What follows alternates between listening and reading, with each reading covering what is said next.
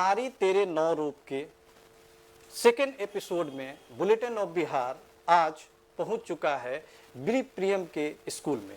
ब्री प्रियम जी scholars award school की founder हैं, director हैं, जो भी आप कह लीजिए, लेकिन सारे कार्य इसके यही देखती हैं। ब्री प्रियम जी, आपका बहुत बहुत स्वागत है हमारे चैनल में। और यह जानना चाहेंगे सबसे पहले आपसे कि आपने अपने संघर्ष की शुरुआत कैसे की, कैसे आप इस मुकाम पर पहुंचे। मैं doctor B Priyam, founder and principal scholars award school. मैंने इस स्कूल की शुरुआत बहुत छोटे से की थी। यहाँ पास में एक आशियाना फेज़ 2 जगह है जहाँ हमने शुरू किया था। आज के दौर में कोरोना काल चल रहा है, आप इसको स्कूलों के बारे में या अपने स्कूल को किस तरह मैनेज किया आप? देखिए, जैसे ही कोरोना शुरू हुआ, हम लोगों ने, जैसा कि हम लोग स्कूल चलाते हैं और बच्चों को पढ़ाते हैं, लॉकडाउन शुरू हो गया, बच्चों का स्कूल में आना पॉसिबल नहीं था। तो हम लोग कोशिश करते हैं कि हर इम्पॉसिबल चीज़ को पॉसिबल बनाएं। जी। तो हम लोगों ने सबसे पहले शुरुआत की कि ऑनलाइन क्लास किया जाए, क्योंकि बच्चे स्कूल में तो आ नहीं सकते और बच्चों को पढ़ाना बहुत ज़रूरी है। क्योंकि आप जैसे स्टॉप करते हैं ना, बच्चे बहुत पीछे चले जाते हैं। तो बच्चों को की पढ़ाई को मेंटेन करने के लिए आपको पढ़ाते रहना बहुत ज़रूरी है। इसीलिए हमारा सबसे पहला स्कूल था जिसने ऑनलाइन शुरू किया था।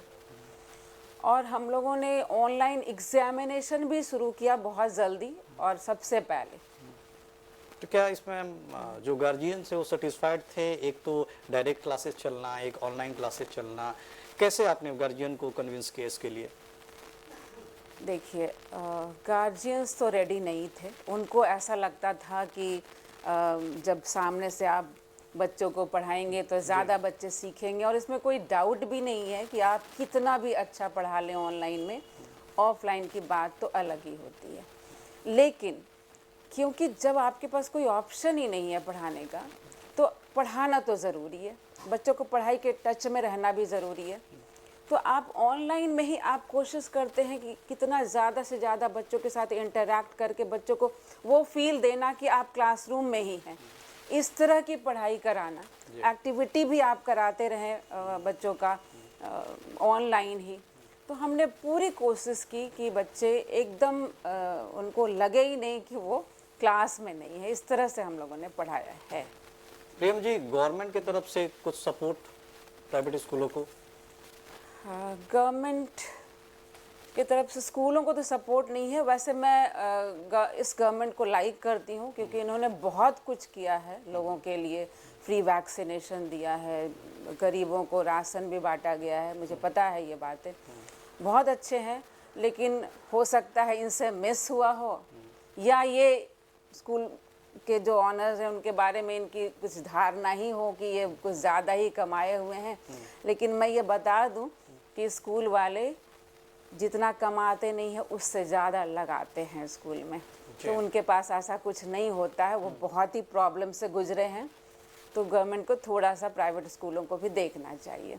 जैसे कि अगर उन्होंने स्कूल को नहीं सपोर्ट किया तो भी चलता है, लेकिन बसें जो बिना चले टैक्स देना, ड्राइवर को देना, सब भी कुछ वैसा ही है। कुछ भी हम लोगों को कंसेशन नहीं मिला गवर्नमेंट से।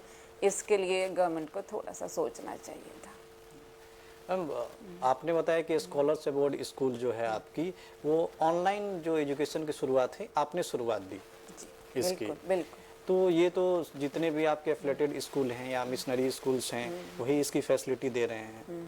तो आप एक परसेंटेज आप कैसे शेयर कीजिएगा कि अगर आपके पास 100 बच्चे हों तो कितने ऑनलाइन जो एजुकेशन आप दे रहे हैं उससे सेटिस्फाइड हो रहे हैं, या आप अपनी तरफ से सेटिस्फाइड कर पा रही हैं? देखिए, हम लोग पूरी कोशिश कर रहे हैं। कुछ टीचर्स, जब हमने शुरुआत की तो कुछ टीचर्स को एंड्रॉयड फ़ोन यूज़ करना नहीं आता था। हम लोगों ने ट्रेनिंग दी उनको जी, अच्छे से पहले उनको सिखाया कि आप ऑनलाइन अच्छे से अच्छे कैसे ले सकते हैं। उसके बाद हमने शुरू किया। अगर वो सेटिस्फाइड नहीं होते तो इतने सारे बच्चे हमारे जो जुड़ रहे हैं ऑनलाइन से, वो जुड़ते नहीं, वो रुक जाते। जो नहीं जुड़ रहे हैं, कुछ बहुत बहुत छोटा परसेंटेज है जो नहीं जुड़ रहा है, वो इसलिए कि वो अवेयर ही नहीं है कि ऑनलाइन में भी अच्छी पढ़ाई हो सकती है। जी। अगर वो जुड़ के देखेंगे तो उन्हें पता चलेगा कि बहुत ज़्यादा डिफरेंस नहीं आता है, वो भी अच्छे से पढ़ सकते हैं और उनको जुड़ना चाहिए। लेकिन जो जुड़ रहे हैं, आप तो उन पेरेंट्स से ही पूछ सकते हैं, जी जी। काफ़ी खुश हैं। जब हमारे पास आते हैं तो वो ज़रूर बताते हैं कि आपका ऑनलाइन बहुत अच्छा चला है। प्रियम जी, एज अ लेडीज़ आपको हो सकता है कुछ डिफ़िकल्टीज़ का सामना भी करना पड़ा हो, तो हमारे यूथ को कुछ बातें शेयर कीजिए, यूथ में लड़कियां हैं खास करके, कि वो भी कम से कम आपको देखकर एजुकेशन का जो क्षेत्र है उसमें अच्छी तरह से आगे बढ़ सके। क्या संदेश देना चाहेंगे आप? सबसे पहले तो लेडीज़ जेंट्स ये मुझे समझ में नहीं आता, ये बातें होनी ही नहीं चाहिए। जी। दोनों इक्वल हैं। अगर फिजिकली लेडीज़ थोड़ा वीक हैं जेंट्स से, तो वो मेंटली बहुत ज़्यादा स्ट्रांग है, इसीलिए कोई फ़र्क नहीं पड़ता लेडीज़ जेंट्स के डिफरेंस से। ठीक है, अगर वो पॉजिटिव हैं, डिटरमिन्ड हैं, तो वो कुछ भी कर सकती हैं, शायद जेंट्स से ज़्यादा बेटर कर सकती हैं। नारी तेरे नौ रूप के प्रोग्राम में प्रियम जी ने एक कड़ा संदेश दिया है कि दोनों में कोई फ़र्क नहीं होता है, लेडीज हो या जेंट्स हो।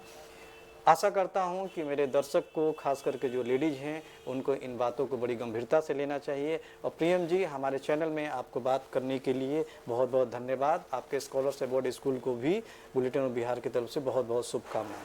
Thank you very much. Thank you.